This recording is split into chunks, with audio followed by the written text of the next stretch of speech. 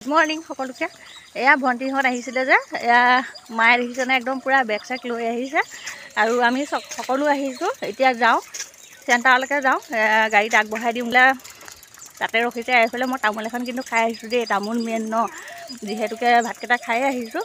এয়া যাওঁ এতিয়া গাড়ীত উঠাই দিমগৈ, আগবঢ়াই দিমগৈ। সেইফালে জোঁৱাই আহি আছে, সেইফালে বোৱাৰী